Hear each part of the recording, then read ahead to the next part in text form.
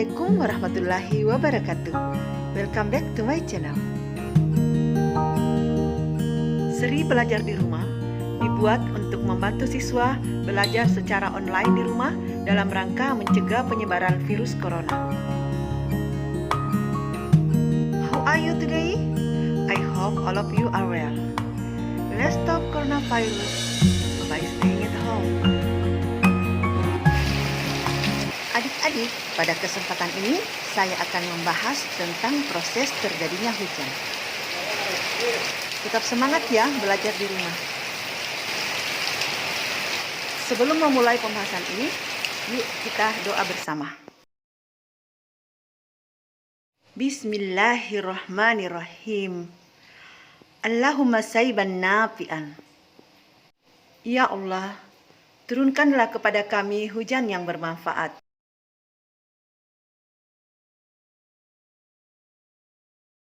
Ibnu Qudamah dalam Al-Mughni mengatakan dianjurkan untuk berdoa ketika turun hujan, sebagaimana diriwayatkan bahwa Nabi SAW bersabda, "Utlubu istijabatad du'a 'inda thalathin, 'inda ittiqa'il juyush wa iqamatis shalah wa nuzulil ghaits."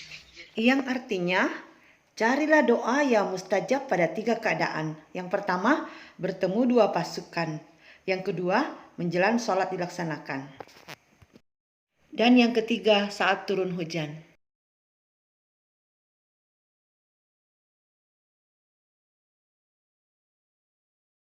Adik, selanjutnya Allah Subhanahu wa Ta'ala berfirman dalam Al-Quran surat Qaf ayat 9. Bismillahirrahmanirrahim. Wa nazzalna minas samaa'i ma'an mubarakah fa ambatna bihi jannatin wa habbal hasid. Dan dari langit kami turunkan air yang memberi berkah, lalu kami tumbuhkan dengan air itu pepohonan yang rindang dan biji-bijian yang dapat dipanen.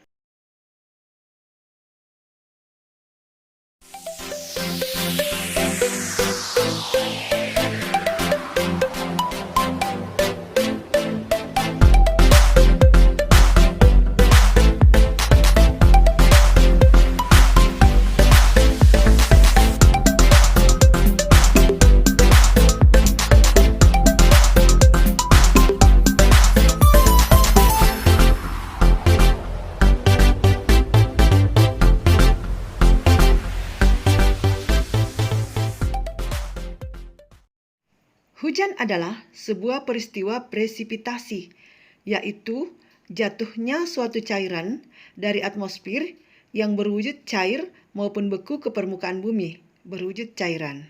Adik-adik, seperti itulah pengertian dari hujan. Selanjutnya kita akan membahas bagaimana proses turunnya hujan. Yang pertama, yaitu proses penguapan atau disebut juga dengan evaporasi.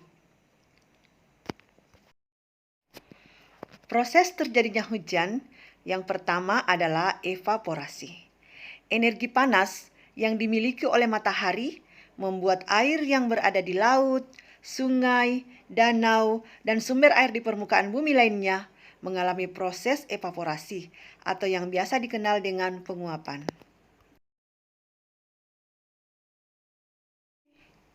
Evaporasi merupakan proses perubahan air yang berwujud cair menjadi gas, sehingga air berubah menjadi uap-uap air dan memungkinkannya untuk naik ke atmosfer bumi.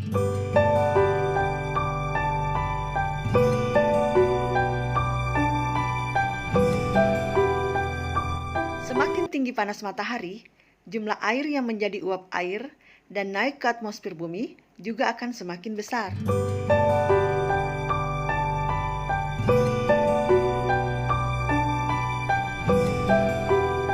Terjadinya hujan yang kedua adalah kondensasi atau pengembunan. Uap-uap air yang naik pada ketinggian tertentu akan mengalami proses kondensasi atau pengembunan. Proses kondensasi terjadi di mana uap air tersebut berubah menjadi partikel es yang berukuran sangat kecil. Perubahan wujud uap air menjadi es tersebut terjadi karena pengaruh suhu udara yang sangat rendah di titik ketinggian tersebut. Partikel-partikel es yang terbentuk akan saling mendekati dan bersatu sama lain sehingga membentuk awan. Semakin banyak partikel yang bergabung, awan yang terbentuk juga akan semakin tebal dan hitam. Proses bergabungnya es atau tetes-tetes air menjadi awan ini disebut dengan koalensi.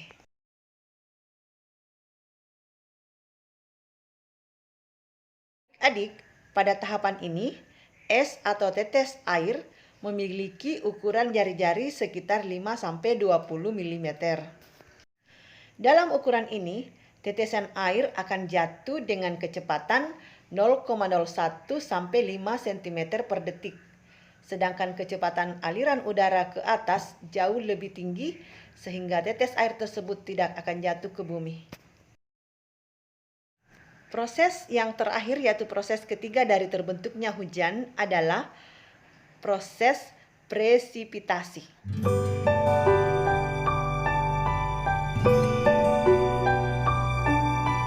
Presipitasi merupakan proses terjadinya hujan yang terakhir. Proses presipitasi adalah proses mencairnya awan akibat pengaruh suhu udara yang tinggi. Pada proses inilah hujan terjadi. Butiran-butiran air jatuh dan membasahi permukaan bumi.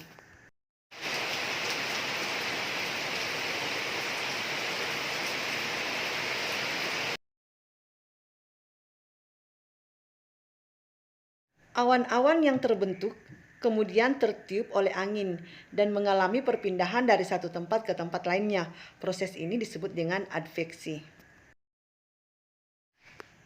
Adveksi adalah proses perpindahan awan dari satu titik ke titik lainnya dalam satu garis horizontal akibat arus angin atau perbedaan tekanan udara.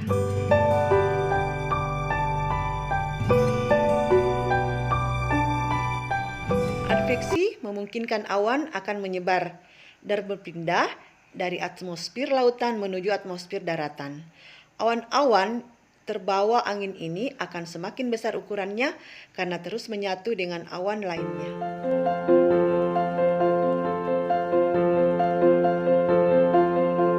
Butir-butir es yang ada pada awan akan tertarik oleh gaya gravitasi bumi, hingga akhirnya jatuh ke permukaan bumi.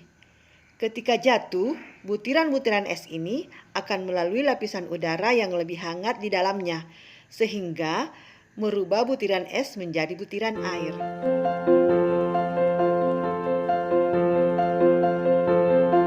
Hangatnya lapisan udara membuat butir air tersebut sebagian menguap kembali ke atas dan sebagian lainnya terus turun ke permukaan bumi. Butiran air yang turun ke bumi inilah yang disebut sebagai hujan.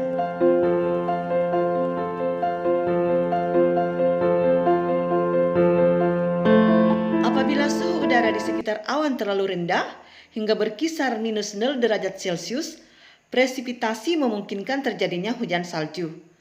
Awan yang mengandung banyak air akan turun ke litosfer dalam bentuk butiran salju tipis seperti yang dapat kita temui di daerah beriklim subtropis.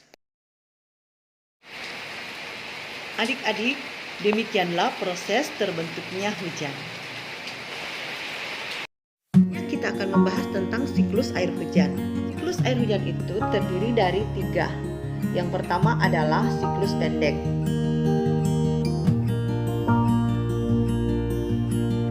Kedua, siklus sedang.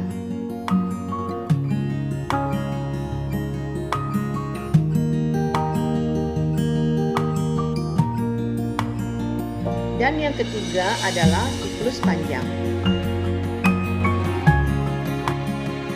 Adik-adik, bagian terakhir dari pembahasan kita di sini adalah manfaat hujan. Manfaat hujan yang pertama adalah menyuburkan tanaman.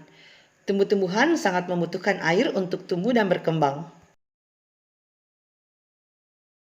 Yang kedua adalah sebagai persediaan air minum.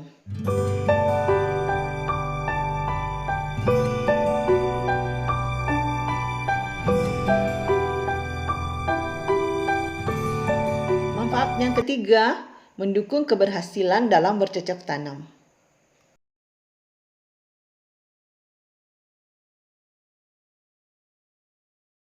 Manfaat yang keempat, menghemat air tanah.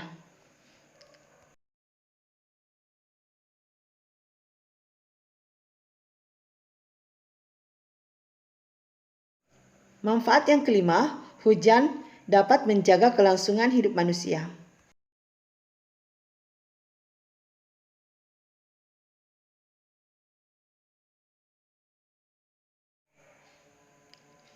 Yang keenam, hujan dapat memperbaiki kualitas udara. Adik-adik, demikianlah beberapa manfaat dari air hujan.